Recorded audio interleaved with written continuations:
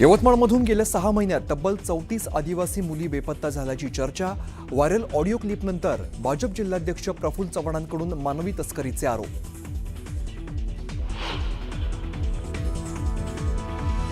साताऱ्यातील बॅनरबाजीमुळे शिवसेनेतील अंतर्गत कलह चव्हाट्यावर. आमदार महेश शिंदेंचा फोटो बॅनरवरून गायब, चर्चांना उधाण.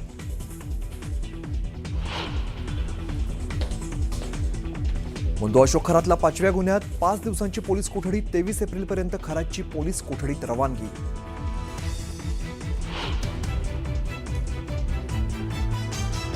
मी शंकराचा अवतार असल्याचं सांगत बोंदू खरातचे महिलेवरती लैंगिक अत्याचार. 5व्या गुन्ह्यासंदर्भातील युक्तिवादानंतर धक्कादायक माहिती समोर. बाहेर वाच्यता केल्यास मुलांना साप चावेल अशी धमकी.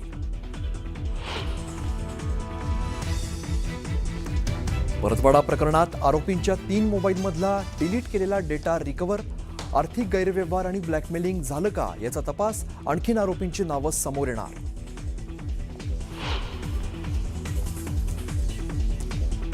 अमरावती लैंगिक अत्याचार प्रकरणावरून वडेट्टीवार आणि नवनीत राणांमध्ये शाब्दिक युद्ध. नवनीत राणा विषवल्ली, वडेट्टीवारांची टीका तर चिल्लर नेते म्हणत राणांचा पलटवार.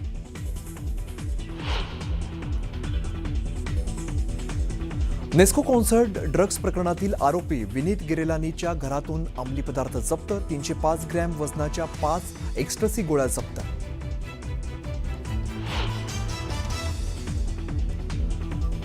नेस्को ड्रग्ज प्रकरणात सुरक्षा रक्षकाला अटक. कॉन्सर्टमध्ये ड्रग्ज विकणाऱ्याने सुरक्षा रक्षकालाच हाताशी धरून केला होता प्रवेश.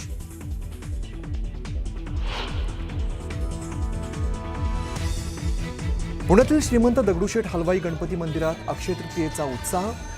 मंदिरात 11,000 आंब्यांची आरास.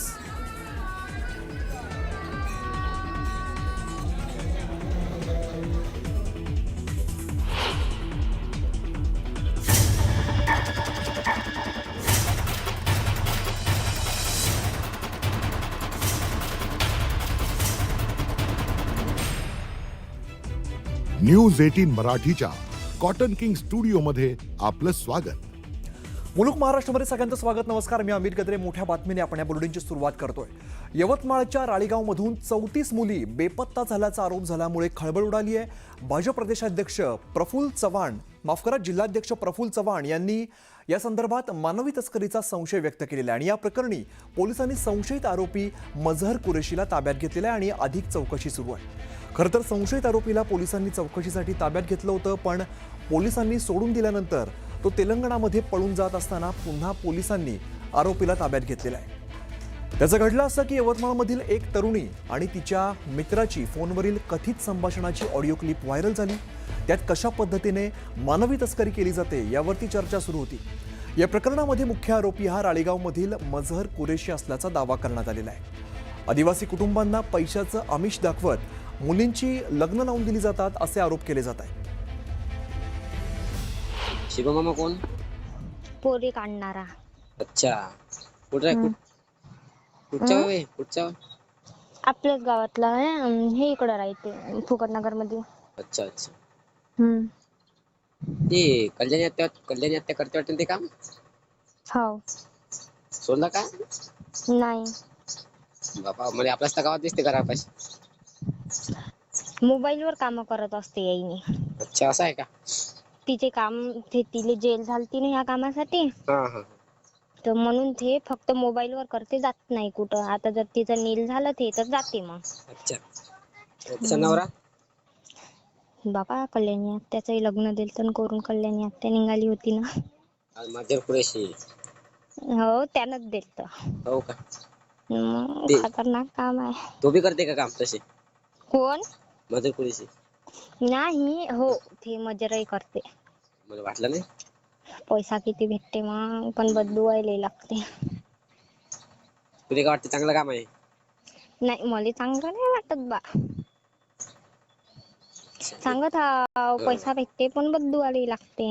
अच्छा. तिघ चौकच आहे का बघते म्हणजे पोरी विकते ना काढते? बापरे, फक्त 3-4? रॉकेट आहे यांचं. बापरे, तुला काय माहिती नाही या कामात. बापरे. आता पूनम आत्या आहे, बापरे किती सारे जण आहे, सांगूच नको. मेन मेन कोण आहे मग समजायचं? याच्यात मेन कोणीच नाही, सगळेच जण मेन आहे काम लावणारे. आता आपण ऐकूया की भाजप जिल्हाध्यक्ष प्रफुल्ल चव्हाण यांनी काय आरोप केलेत. त्याच्यामध्ये लव जिहादचा एक अँगल आलाय. तर या ऑडिओ क्लिपमध्ये असं लक्षात आलंय की मझहर कुरेशी आणि त्याची मिसेस हे दोघं हे पूर्ण सिंडिकेट चालवत आहेत आणि या सिंडिकेटच्या माध्यमातून हिंदू मुलींचं धर्मांतरण करणे आणि त्यांना पुढे वेश्या व्यवसाय करणे अशी शंका यामध्ये उपस्थित होते आहे. पोलिसांना आम्ही काल भेटलो आहेत. मागील 2 दिवसापासून आम्ही याचा पाठपुरावा करत आहोत. या सिंडिकेटमध्ये खूप लोक समाविष्ट आहेत. बंगलोरचे आहेत, ग्वालियरचे आहेत, मध्य प्रदेश आहेत, मुंबईचे आहेत, पुण्याचे आहेत. त्या सर्वांचा शोध घ्यावा, यांचे अकाउंट चेक करावे, यांचे मोबाईल चेक करावे, यांच्या घराच्या झडती घ्यावा असं व्हावं. माझी पोलीस प्रशासनाला विनंती की त्यांनी या विषयाचा कसून तपास घ्यावा. ऑडिओ क्लिप पोलिसांपर्यंत मिळाली. त्याच्यामध्ये जेवढ्या आरोपींचं नाव आहे, त्यात महिला आरोपी असतील काही पुरुष असतील, त्या सर्वांना पोलीस स्टेशनला बोलून, राळेगाव पोलीस स्टेशनला आपण सखोल चौकशी केलेली आहे आणि आतूनही ती करीत आहोत. याच्यामध्ये जेवढ्या आरोपी, त्यात 2 प्रकारचे गुन्हेगारांच्या टोळ्या दिसल्या.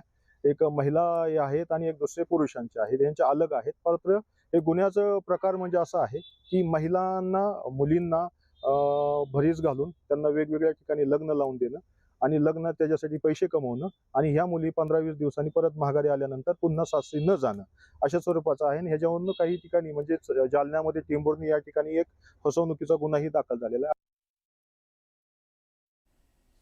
एक महत्वाची बातमी समोर येते. बातमी भोंदू राजेंद्र गडगे संदर्भातली. काय बातमी आपण बघूया.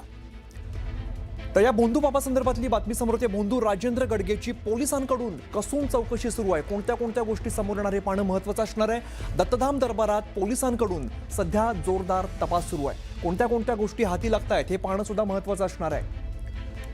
तर या भोंदूला, राजेंद्र गडगेला पोलिसांनी दरबारात आणलं. दत्तधाम दरबारात पोलिसांकडून अधिकचा तपास सुरू आहे. गडगेला घेऊन आता पोलीस सध्या दत्तधाम दरबारात आहेत आणि गडगेला 5 दिवसांची पोलीस कोठडी सुनावण्यात आलेली आहे. 5 दिवसांच्या पोलीस कोठडीत आता कसून तपास केला जाईल आणि दाखल गुन्ह्यासंदर्भात पोलिसांचा तपास सुरू झालेला आहे. दरबारातील औषधांचे नमुने सुद्धा ताब्यात घेतले जाणार आहे. वडगाव पान या ठिकाणी भोंदू राजेंद्र गडगेची आता पोलीस चौकशी सुरू झालेली आहे. पोलीस त्याला सध्या घेऊन आलेत दरबारामध्ये आणि आरोग्य अधिकारी सुद्धा या तपास पथकामध्ये आहेत. त्यामुळे अनेक खुलासे आता इथून पुढे होण्याची शक्यता आहे. वडगाव पान येथील भोंदू राजेंद्र गडगे हा पोलिसांच्या ताब्यात आहे आणि आता पोलीस तपास वेगाने सुरू आहे. पोलीस आता आपण बघू शकतो त्याच्या दरबारामध्ये त्याला घेऊन आलेले आहेत आणि या ठिकाणी नेमकं काय सगळं चालायचं, कशा पद्धतीने हा लोकांना गंडवत होता, कुठे त्याची जी औषधी देखील तो लोकांना द्यायचा, मग ही औषधी नेमकी काय होती, वेगवेगळ्या अँगलने हा सगळा तपास केला जातोय. आरोग्य अधिकारी देखील त्यांच्या सोबत आहेत. पोलीस निरीक्षक असतील, सगळेजण या ठिकाणी आलेले आहेत आणि सगळ्यांसमक्ष या ठिकाणी पंचनामा देखील होणार आहे. पंचनामा केल्यानंतर या भोंदूकडं जी चौकशी सुरू आहे, अनेक गुन्हे देखील याच्यावरती दाखल होण्याची शक्यता आहे. बीडमध्ये देखील एक गुन्हा दाखल झालाय आणि इतर देखील त्याच्यावरती बरेच आरोप आहेत. काही महिलांच्या शोषणाची देखील चर्चा आहे. त्यामुळं हे देखील गुन्हे दाखल होत आहेत का आणि त्याच्या या सगळ्या 5 दिवसाच्या पोलीस कोठडीमध्ये हा बाबा नेमकं काय काय सांगतो हे पाहणं देखील महत्त्वाचं ठरणार आहे. हरीश दिमोटे, न्यूज 18 मराठी, संगमनेर, अहिल्यानगर.